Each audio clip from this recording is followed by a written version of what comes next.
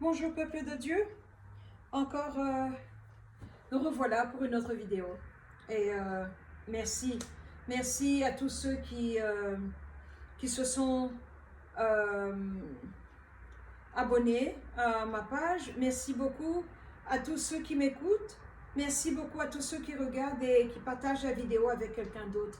Vraiment, que Dieu vous bénisse. Et ce n'est pas facile de faire ces vidéos parce que comme vous pouvez le supposer, quand vous parlez de certains sujets,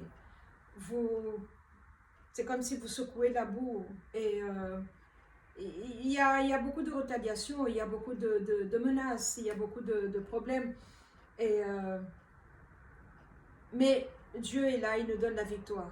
Je ne vais pas me laisser terroriser ou dominer ou manipuler. Mais qu'à cela ne tienne, vraiment merci beaucoup du fond de mon cœur, je vous remercie. Parce que ce n'est pas... Nous avons besoin du corps de Christ, de l'Église normale qui prêche de tout, de la dîme, du pardon, de l'amour, de la paix, la réconciliation. Nous avons besoin d'entendre la parole de Dieu. La parole de Dieu est notre fondation, la parole de Dieu est notre vie. On ne peut pas vivre sans la parole de Dieu. Mais cela étant dit, moi je ne suis pas une église normale, je n'ai pas d'église, je fais mon travail de la maison et donc nous sommes complémentaires. Ce que les pasteurs donnent, merci, nous le recevons et nous avons d'autres ministères aussi qui sont là et qui ont quelque chose à donner et à offrir. Et voilà, je donne ce que j'ai à donner, j'offre ce que j'ai à offrir, ce qui m'a été donné par Dieu. Ce n'est pas un message facile, hein, en fait. Si vous me demandez, c'est plus facile d'être dans le grand groupe, là où on va à l'église, on donne la dîme, on revient. On doit donner la dîme, moi je donne la dîme. J'ai des ministères que je respecte, que j'aime, en qui je sème financièrement de l'argent. Je le fais parce que je sais quel est le bénéfice qu'il y a et je le vois. Et il est important de savoir pourquoi nous faisons les choses. Et pouvoir lire le Saint-Esprit. Parce qu'arriver à un niveau, il est comme un professeur, le plus vous le connaissez, ou le plus vous avez passé du temps avec lui, il vous parle moins, ou il vous donne moins d'explications. Comprenez par ce que vous voyez. Et ce que moi, je vous dis honnêtement, je préfère être dans un ministère où on parle de la dîme, on parle de ceci, de cela, des choses qui instruisent le corps de Christ. Mais quand on entre dans la révélation et dans le réma, il faut être sûr que c'est Dieu qui vous parle, que vous êtes vraiment dans le bon. Il y a des choses que je ne peux pas faire.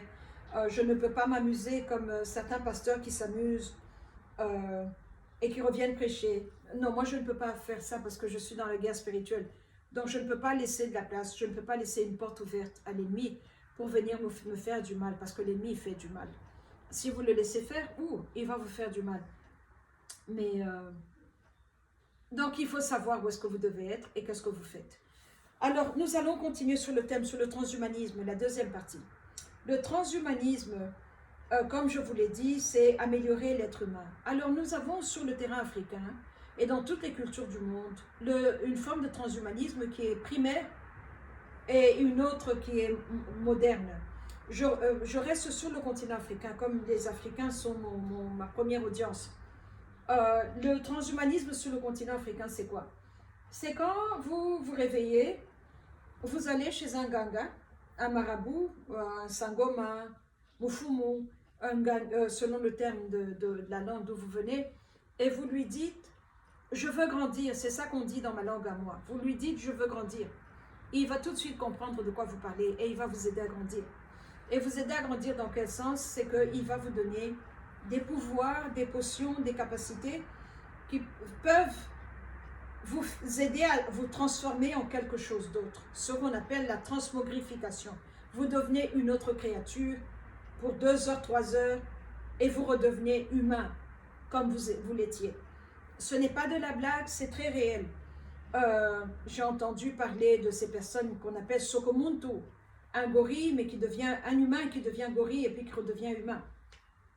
Mais pendant qu'il est gorille, il agit et il fonctionne comme un gorille avec la force d'un gorille. Vous avez les Mambamuntu, un crocodile, un humain qui devient crocodile, qui mange un enfant dans l'eau et qui redevient humain encore. Donc cela existe. Vous avez des personnes qui sont chauves-souris. Selon la province d'où vous êtes, selon le totem, ce que nos frères américains ici appellent la Première Nation, ils appellent ça totem. Quel est l'animal qui vous... Parce qu'ils ont cela aussi. L'animal qui vous garde, qui vous régit, c'est lui votre père ou votre... Vous êtes venu de lui et lui est en vous et vous en lui. Donc il y a une synchronité ou symbiose entre vous et cet animal-là. Et très souvent, vous mangez cet animal-là pour consolider votre relation, parce que maintenant il est en vous, il est dans votre sang, ou bien alors vous ne mangez pas cet animal-là. Je vous avais donné 2 exemples. En Zambie, nous avons cette tribu qu'on appelle au sud, dans le Copperbelt, province de la Zambie. Il y a ce peuple qu'on appelle les Benambushi, les enfants de la chèvre. Ils ne mangent pas la chèvre. Les vieux ne veulent même pas toucher la chèvre parce qu'ils respectent la chèvre. C'est le même principe que nous voyons en Inde avec ceux qui adorent la vache, qui se prosternent devant la vache. Et alors vous avez de l'autre côté, dans la province du Kasaï, ceux qui mangent le chien. Et ils sont totalement synchronisés avec le chien. Et ils reçoivent des capacités du chien. Donc, vous devez identifier les peuplades pour voir votre totem et qu'est-ce que vous en faites. Parce que les deux ne se manifestent pas de la même façon. Là, on mange et là, on ne mange pas. Et la manifestation est différente. Donc, ça, c'est ce qu'on appelle le transhumanisme, parce que vous prenez un élément qui était étranger à vous et vous le mettez au-dessus de vous, ou bien à l'intérieur de vous, parce que vous l'avez consommé. Il entre en vous et il grandit en vous. Et c'est ça que vous voyez. Je peux même prendre ça à un autre niveau plus... Je n'y avais pas pensé quand je me préparais pour cette vidéo. L'œuvre merveilleuse de la croix, mais suivez mon raisonnement, l'œuvre merveilleuse de la croix. Notre Seigneur Jésus-Christ, celui que nous appelons notre Rédempteur, le Dieu que moi je crois en lui, c'est lui que je sais.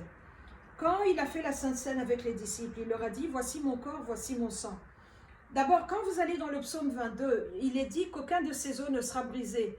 Donc le verset où on dit, prenez mon corps qui a été brisé pour vous, le corps de Jésus n'a pas été brisé.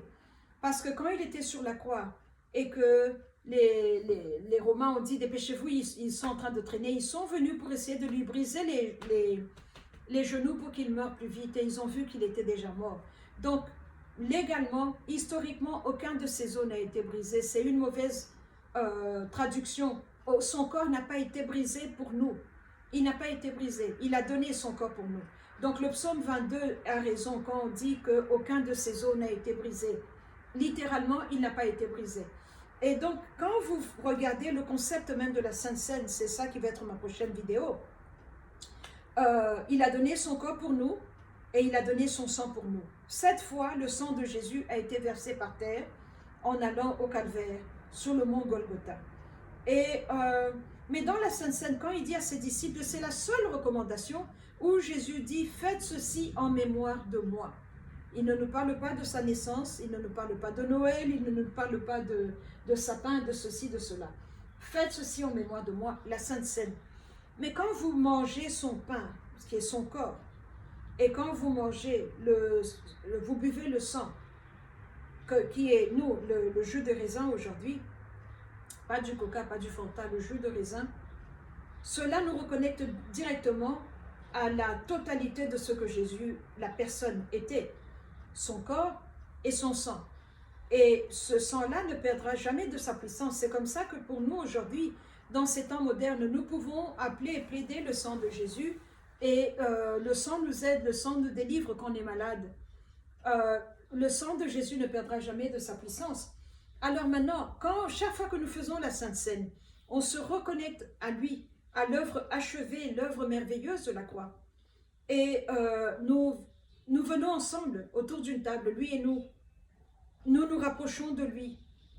Et on consolidifie notre relation en lui et avec lui, parce qu'il nous a mis en lui et sa parole est en nous.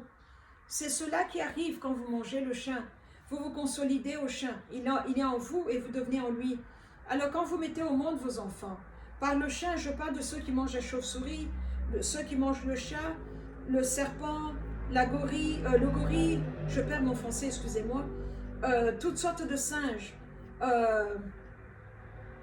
Tout cela fait que cet animal-là entre en vous et vous, vous êtes en lui. Vous devenez un. Alors regardez votre comportement, regardez votre raisonnement. Et par-dessus tout, j'ai vu que cela se démontre surtout dans le comportement sexuel et dans le comportement humain. Comment on traite les autres êtres humains. On perd quelque chose dans notre humanité. Donc, là où le transhumanisme, donc, à force de me connecter à Christ mon Sauveur, à force de me connecter à l'œuvre achevée de la croix, cette œuvre merveilleuse, cela me donne de la force. Paul nous dit, c'est pour cela que beaucoup d'entre nous, ceux qui ne font pas ça, sont faibles, fatigués, endormis, et d'autres sont même morts.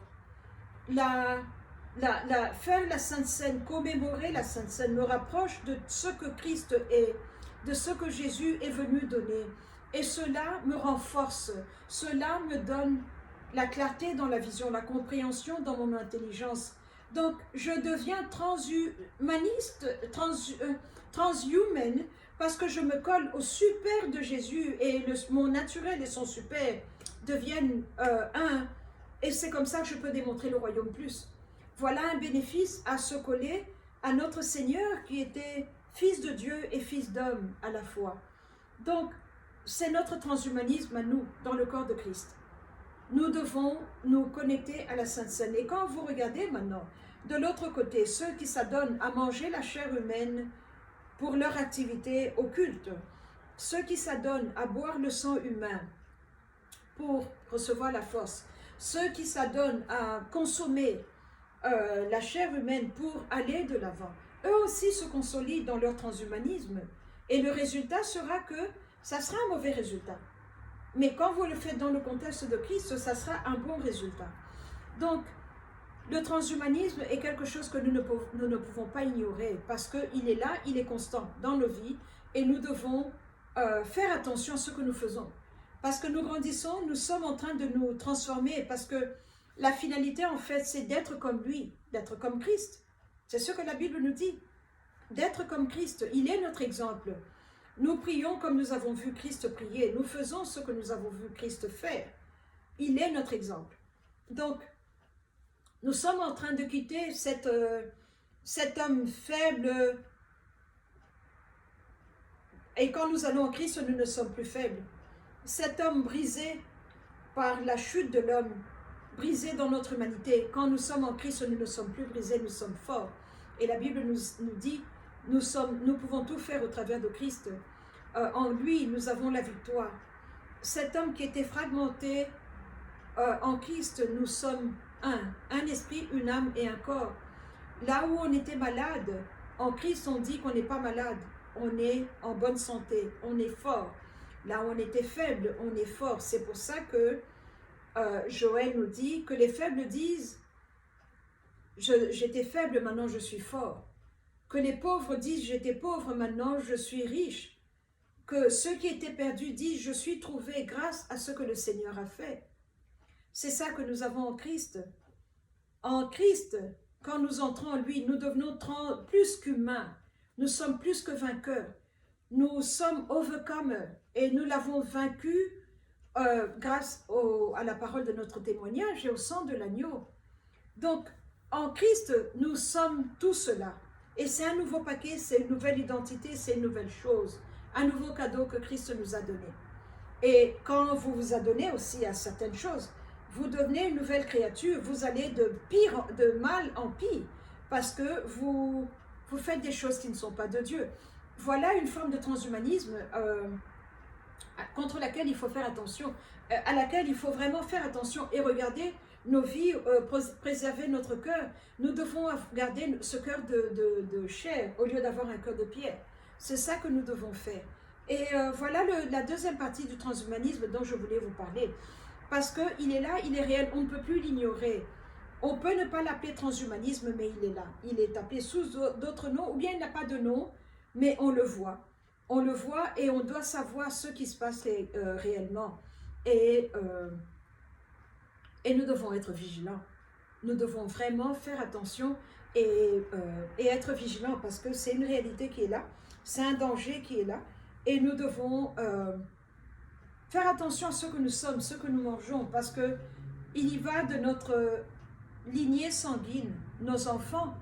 Allons-nous continuer à rester dans le mal ou bien on va prendre la décision de quitter le mal, aller dans le bon et pouvoir faire une nouvelle chose.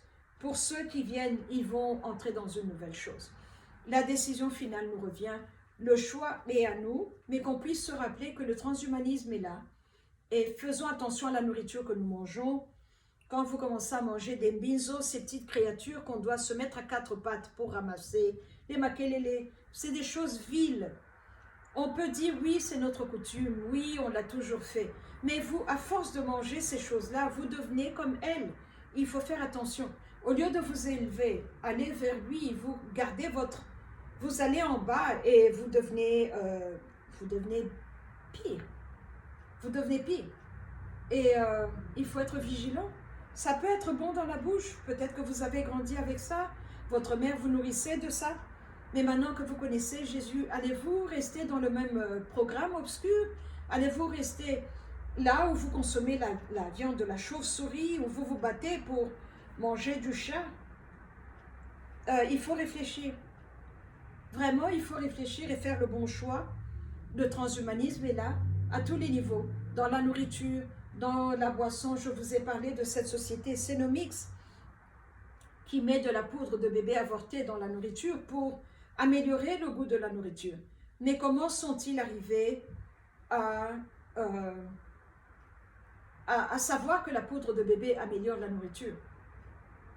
Qui a pensé à ça la première fois? Cette conception est venue d'où? La toute première fois. Maintenant, elle est là. Cenomix, faites des recherches, vous allez voir. Cela devrait nous faire réfléchir. Et nous devons faire attention. Merci beaucoup. Que la grâce et la miséricorde de notre Seigneur soient avec vous.